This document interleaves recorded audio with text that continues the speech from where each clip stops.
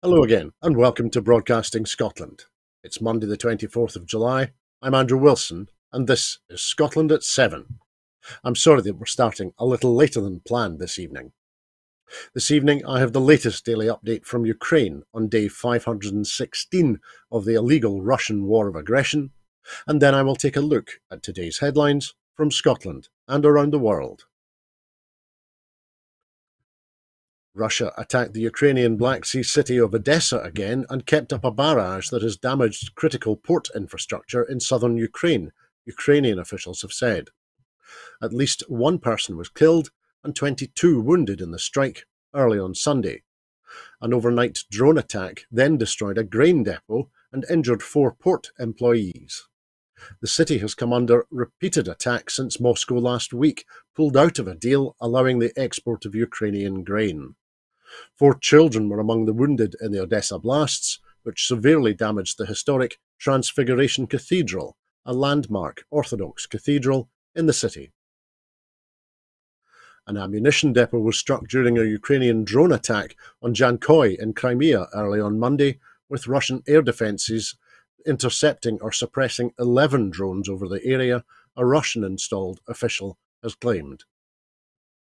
Russia reserves the right to take tough retaliatory measures, the Foreign Ministry said on Monday after it accused Ukraine of attacking Moscow and the Russian-annexed Crimean Peninsula with the drones.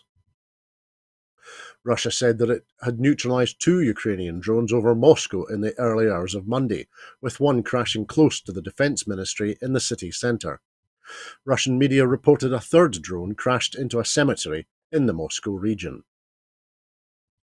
Ukraine claims to have recaptured a small amount of territory in the Bakhmut region, according to the latest operational briefing by the Deputy Defence Minister. TASS reports that 1 civilian has been killed and another injured by Ukrainian shelling into occupied Kherson on the left bank of the Dnieper River. The US Secretary of State, Antony Blinken, has said that while Ukraine has recaptured about half of the territory that Russia initially seized in its invasion, Kyiv still faces a very hard fight to win back more. Russia's industry minister, Denis Manturov, said on Monday that the defence industry was producing more munitions a month than it did in the whole of 2022. Alexander Lukashenko has claimed that Minsk was controlling the situation with fighters from the Wagner mercenary group and restricting them to staying in the centre of the country. Meanwhile, Ukraine's Foreign Minister, Dmytro Kuleba, has said that Kyiv and Warsaw will always stand united. That's after Vladimir Putin and Alexander Lukashenko accused Poland of having territorial ambitions.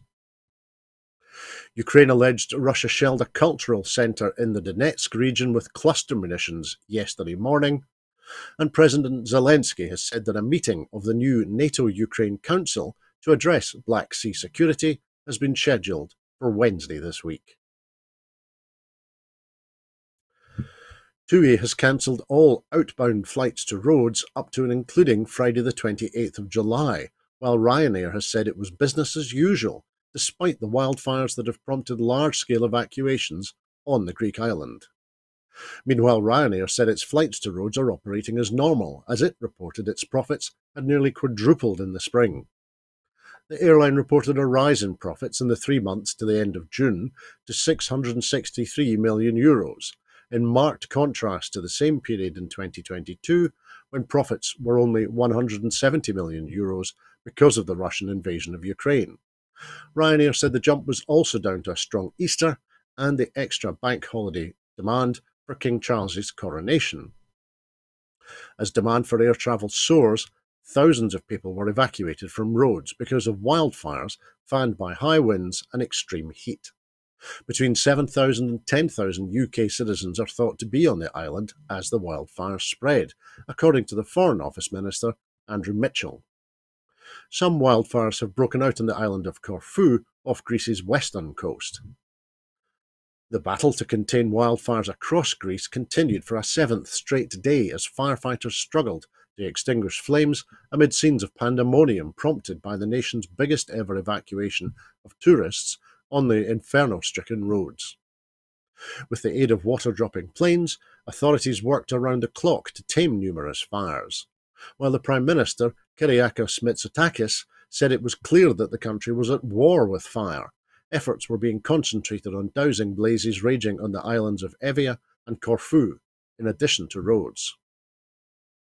As wind-whipped infernos raged across soil parched by searing heat, authorities also stepped up evacuations, ordering people to leave hotels and homes.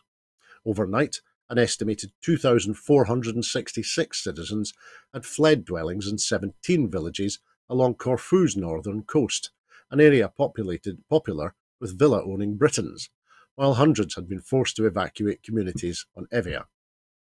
These latest evacuations come days after incoming infernos around resort areas in the southeast of Rhodes forced what most officials described as the biggest evacuation in Greek history, and that saw 19,000 people, mainly tourists, move to the island's north across land and sea.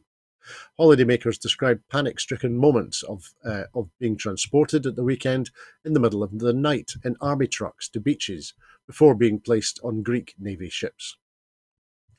A common refrain was the shoddy treatment received at the hands of invisible tour operators, to whom they had paid thousands of pounds to stay in five-star hotels on the island. Many voiced shock that other tourists from the UK had been flown into the island by travel companies as late as Saturday night, when it was clear the fires were raging uncontrollably across a large swathe of the island. Rishi Sunak has suggested that the government could delay or abandon green policies which have a cost for consumers, as he comes under pressure from the Conservative right to create a dividing line with Labour at the next election. The Prime Minister has said the drive to reach the UK's net zero targets should not unnecessarily give people more hassle and more costs in their lives, in the aftermath of last week's Uxbridge and South Ruislip by-election.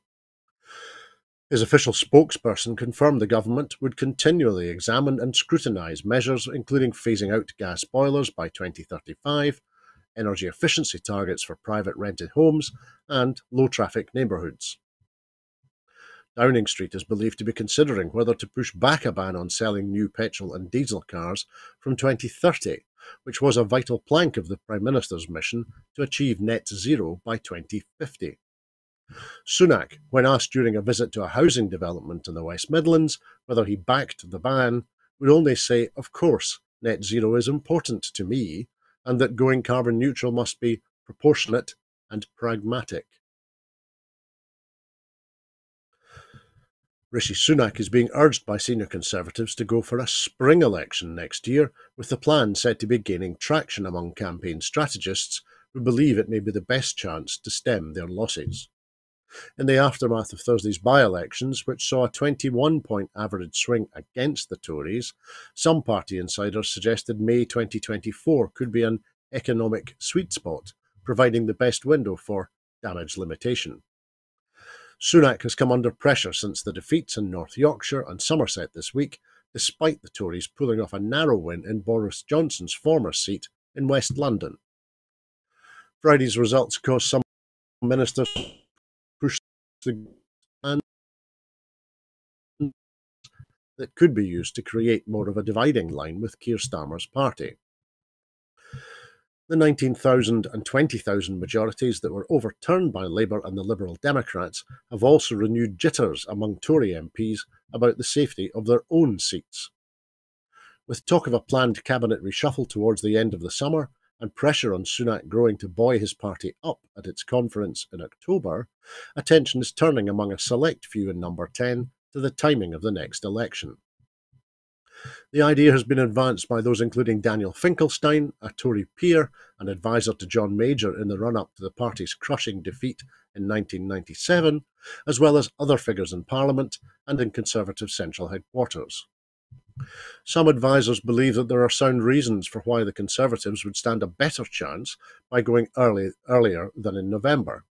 There's an economic sweet spot, according to one insider who suggested there would probably be a period next spring when inflation comes under control, but before the potential recession and the full effect of the further interest rate rises has been felt. Such a move would allow the Chancellor, Jeremy Hunt, to store up some intended measures and announce those at a spring budget in March 2024.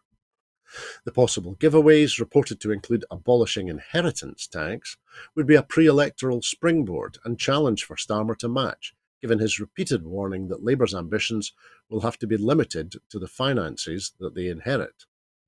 The election must take place before January 2025. Anas Sarwar has come under pressure to explain why the Labour Party National Policy Forum rejected amendments to end the Tory two-child cap and what role Scottish Labour Party representatives played in that decision. Kirsten Oswald MP said the Labour Party decision to keep the two-child cap has been widely condemned by children's charities and anti-poverty campaigners. The SNP Women and Equality spokesperson questioned whether Scottish Labour representatives had been completely ignored over the decision, or whether they had chosen not to vote against the two-child cap. Ms Oswald's intervention follows claims by Anas Sarwar and Jackie Baillie that Scottish Labour would oppose the two-child cap and persuade the UK Labour Party to change its policy. Baillie and Daniel Johnson are among the Scottish Labour Party representatives on the National Policy Forum. Last week, Anas Sarwar had insisted that Scottish Labour would continue to press any incoming Labour government to move as fast as it can within their fiscal rules to remove this heinous policy, and in a radio interview, Jackie Baillie said, "I am very clear, and Scottish Labour is very clear. We remain opposed to the two-child benefit cap, and I will do everything in my power to encourage my party to do exactly that." Responding to the Labour Party's decision on Twitter, SNP Westminster leader Stephen Flynn MP said, 20,000 Scottish kids in poverty. Didn't Scottish Labour tell us they were going to press for this heinous policy to be scrapped? Head office in London clearly didn't get the memo. Commenting, the SNP's Women and Equality spokesperson, Kirsten Oswald MP, said, Anas Sarwar must come clean over the Labour Party's formal decision to keep the Tory two-child cap. Either Scottish Labour Party representatives were completely ignored, or they broke their promise and failed to vote against the two-child cap. So which was it? The pro-Brexit Labour Party is consigning thousands of children to poverty, she continued, and becoming indistinguishable from the Tories on key issues including Brexit, welfare cuts, cuts to public services, a tax on devolution, and denying Scotland's right to choose our future. At the next election, she concluded, voting SNP is the only way to secure independence, tackle the cost of living, and get rid of unelected Tory governments for good. A judge has ruled that the Home Secretary acted unlawfully in failing to provide basic support to asylum seekers, including young children and pregnant women. Suella Braverman must now introduce changes that will benefit thousands after 5 asylum seekers successfully challenged the Home Secretary in the English High Court. 3 of the claimants brought proceedings over delays in providing financial support, while 2 challenged over failures to provide cash payments to pregnant women and to children under 3 years old. In his ruling, Mr Justice Swift found that the Home Secretary broke the law in withholding payments of £3 a week to provide healthy food for children aged 1 to 3 and to pregnant women. She must start making these payments to the thousands of pregnant women and people with children under 3 in hotels. The judge also found that the system that the Home Secretary has been operating for dealing with asylum support payments was unlawful due to long delays in processing requests for these payments. Asylum seekers are not allowed to work for the first year that their claim is being considered, and after that, only those on the government's shortage occupation list are allowed to work. Many asylum seekers are entirely dependent on the Home Office for their survival in the form of payments of £45 a week if they are in shared housing, or £9.10 a week if they are living in a hotel. The court heard evidence from the 2 people who brought the challenge over the lack of healthy food payments that hotel food was pasta, rice, chips, mashed potato and dry sandwiches, and so it was not possible for pregnant women and small children to eat suitable food when relying solely on what the hotels were providing. Among the cases in which asylum seekers struggled to provide basics for their children owing to the delay in support payments, the judge said one faced an existence which was in many ways wretched, particularly for a young child who went without on many occasions, and in another suffered very saddening circumstances where the parent was reduced to asking shops for leftover food, and the children became lethargic and visibly thinner. In a third case, involving an 82-year-old disabled woman who was unable to access accommodation and support in a timely way, the Home Secretary has been ordered to pay her compensation after accepting that she was unlawfully failed in her legal duty to provide her with accommodation and support. Lawyers who represented the 5 asylum seekers welcomed the ruling. The Associate Solicitor at Leigh Day, John Crowley, who represented the 3 who challenged delays in support, said, "The court has found in no uncertain terms that the Home Office's current system for supporting asylum seekers is unlawful." Trade experts have criticised the UK government's new CPTPP agreement. The UK Trade Observatory has warned that the UK government's agreement will not offer a boost to the economy, with the GDP increasing by a mere 0.08%, according to the government's own figures. Academics from Sussex University have also warned that the deal's small benefit fall somewhat short of compensating for the predicted 4% GDP loss of leaving the EU. Commenting, the SNP's Europe and EU accession spokesperson Alan Smith MP said the CPTPP deal will do little to repair the damage Westminster has inflicted onto our economy due to Brexit. This deal will do little to support the thousands of businesses across Scotland who find themselves impacted by Brexit and being pulled out of the world's largest single market. Any suggestion that Brexit has freed the UK government from red tape and regulations are deeply false.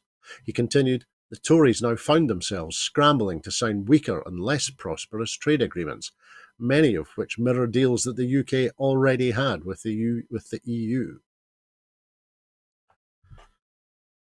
The pound is on course for its longest stretch of daily fall since the start of the COVID-19 pandemic, amid growing speculation in the currency markets that a weakening economy will limit further increases in UK interest rates.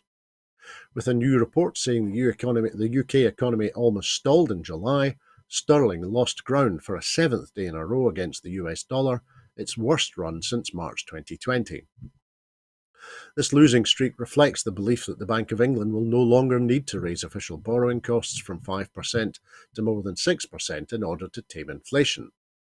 The Bank of England's Monetary Policy Committee meets next week, when it is expected to raise rates by 0.25 percentage points in its 14th consecutive increase since December 2021.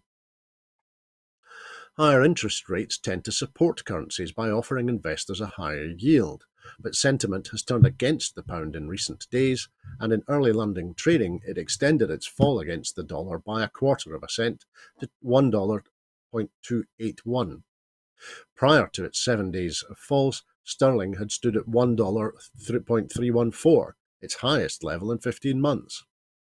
Fresh support for the notion that the bank will not need to tighten policy as much as previously anticipated came from the Purchasing Managers Index, a monthly snapshot of the state of the private sector which is produced by S&P and the Chartered Institute of Procurement and Supply. Their report showed output falling from 52.8 in June to 50.7 in July, a level only slightly above the cut-off mark of 50 that separates a growing economy from one that is contracting. Activity in the service sector slipped from 53.7 to 51.5, while the recessionary conditions facing manufacturing worsened, with output falling from 48.1 to 46.5. The UK's return to the EU's £85 billion Horizons science research programme appears to be hanging by a thread after the UK's request to quit the Associated Atomic Research Organisation, Euratom.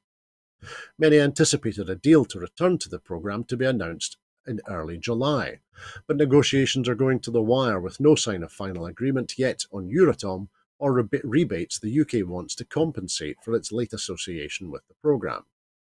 According to sources quoted by the Research Professional News, a publication for academics, The European Commission has offered the UK the option of either exiting from Euratom or a financial adjustment, but not both. Vivian Stern, the chief executive of the Vice-Chancellors Group Universities UK, told the Journal it was legitimate that the government is seeking a good deal, but that nobody's blood pressure can stand another several months of delay, and more delay will have a real, actual cost. Diplomats in Brussels have yet to be briefed on the deal, suggesting it is still not signed off, despite claims in London last week that it was close. Stern also appeared to confirm the UK's position that the European Commission had not acknowledged the material loss caused to the UK from a 2.5-year absence from the 7-year programme. Under the EU-UK Trade and Cooperation Agreement, UK contributions were to be based on research funds awarded to UK projects from 2019. The UK argued that contributions should be based on success rates in 2023, which would be much lower given the reduced applications to fund due to uncertainty over membership. Before Brexit, the UK was one of the top beneficiaries of the Horizon programme, and scientists are still eligible to apply for funding, which is underwritten by the UK government. Commenting on Horizon, the SNP's Alan Smith MP said, "It's time for the UK government to end their dithering and delays and make a decision that takes us back into Horizon and gives this vital sector what it needs to thrive." The damage inflicted upon Scotland by Brexit, championed by Keir Starmer's Labour Party, continues to wreak havoc, and even more damage will be levelled on a key industry if the Tories continue to put off our rejoining of Horizon. He went on, "Why the Tories would not want to see investment secured and jobs secured is daft, but speaks to the ridiculous Brexit stance, which has seen ideology put before facts, investment, and economic success."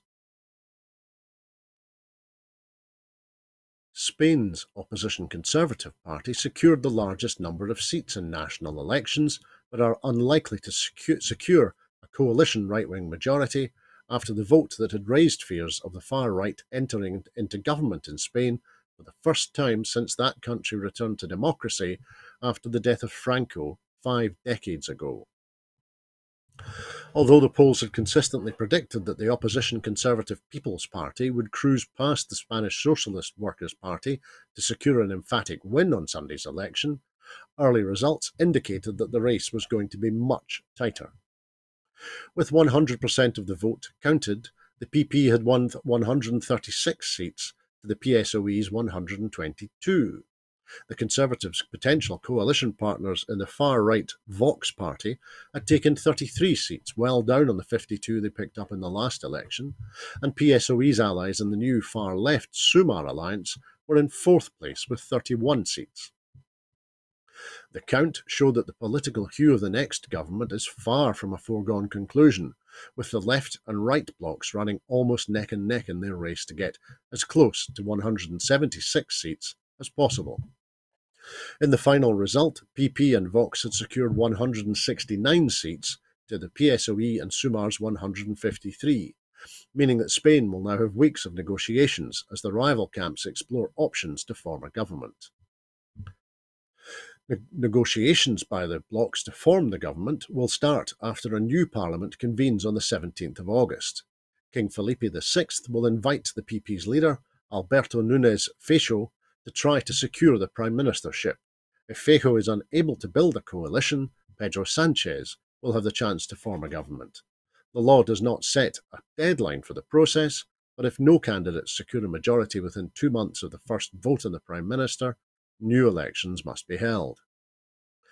The Spanish socialist leader Pedro Sánchez has ruled out a return to the polls following Sunday's inconclusive snap general election, insisting a new government can be formed after his ruling coalition was narrowly beaten by the opposition Conservative People's Party. Although the right bloc has slightly more seats, the left bloc has a greater chance of securing the support of smaller regional parties, many of which will be put off by a potential PP government because of the party's recent coalition deals with Vox following May's regional and municipal elections. PSOE sources said the acting Prime Minister has told his party there was no need for another election because he was sure that our democracy can find a formula for government. However, Sanchez, who is routinely accused by his critics of being far too reliant on the votes of the pro-independence Catalan and Basque parties, looks likely to need the backing of the Catalan pro-independence party Junts, the party of the former Catalan president Carles Puigdemont. Junts has already signalled that its help in returning the socialists to power would have a price. It said it would likely see an amnesty for exiled Catalan politicians and a proper referendum on self-determination. Sanchez, however, has repeatedly said there will be no independence vote. Research into how people's genetic code can influence health and disease, including vast regions of DNA whose function is unclear, has secured major financial investment. Scientists at the University of Edinburgh will receive £46.3 million from the Medical Research Council, the MRC, to support ongoing activity at the MRC Human Genetics Unit. This 5-year funding will include advancing research into the so-called dark genome, the unexplored 98% of people's DNA, which may provide new insights into complex genetic diseases, experts say. The Edinburgh scientists will employ collaborative research and new techniques to explore these understudied areas to further our understanding of human genetic disease, the project leaders have said. Since the human genome was first sequenced in 2003, research has mainly focused on parts of DNA that contain instructions for making proteins, the fundamental building blocks of all organisms. However, these account for only 2% of the 3 billion letters in the human genome. This MRC funding, which represents a significant investment in UK genomics research, will enable scientists to focus on these remaining parts of DNA. Once thought of as junk DNA, experts now believe that the dark genome has a crucial role to play in the development of a number of diseases, including cancer, by controlling how and when and where these genes are switched on or off. The investment will support a full programme of research at the MRC Human Genetics Unit at the university's Institute of Genetics and Cancer to investigate how our genomes work to control the function of molecules, cells, and tissues in people and populations. The funding will also boost training, encouraging those from a range of scientific backgrounds, including mathematics and computational science, to train in biomedicine, providing different perspectives to encourage innovation. Professor Wendy Bickmore, the director of the MRC Human Genetics Unit at the University of Edinburgh, said, "It's exciting that we now have so much human genome sequence data, but we need to turn that data into knowledge about how our genome works in health and disease. This new funding will enable us to tackle that challenge together, harnessing experimental and computational expertise to better understand, manage and treat disease, and ultimately improve the lives of people living with genetic conditions and cancers." Rural and island communities will have a chance to have their voices heard in local and national decision-making as a result of Scottish Government funding. Around £80,000 will help to deliver the next Scottish Rural and Islands Parliament, a grassroots democratic assembly which will take place in the autumn. The Scottish Government has supported voluntary organisation Scottish Rural Action, SRA, to set up 4 Scottish rural parliaments since 2014. The event is supported by a partnership of over 40 organisations, coordinated by SRA and the Scottish Islands Federation, and more than 400 people take part in each event. The outcomes of discussions from the next Parliament will be presented to the Scottish Government and will be considered as part of the work to develop the Rural Delivery Plan and to review the National Islands Plan. They will also be showcased at the European Rural Parliament in September 2024, maintaining Scotland's deep connection with institutions, networks and organisations in Europe. Speaking at the Nevis Centre in Fort William, where the Rural and Islands Parliament will be convened, the First Minister, Humza Yousaf, said, "When I became First Minister, I promised to lead Scotland in the interests of all of our people and to listen and work with anyone and everyone who shares my vision of a fairer Scotland. I believe, therefore, that it is vital that rural and island communities and businesses have a say in decisions that affect them. The Scottish Rural Islands Parliament, the only rural parliament in the UK, provides an important opportunity for people who work and live in these areas to have their voices heard. The most recent Scottish Rural Parliament in 2021 hosted a democratic assembly of over 600 participants from across rural Scotland. I would encourage anyone with an interest to sign up for this year's event and to make what I am sure will be a very valuable contribution to the discussions on the future of Scotland's rural and island communities. And that is all that we have for you this evening. In making these programmes, Broadcasting Scotland depends on the generosity of viewers and others who value our distinctive approach to news, current affairs and culture.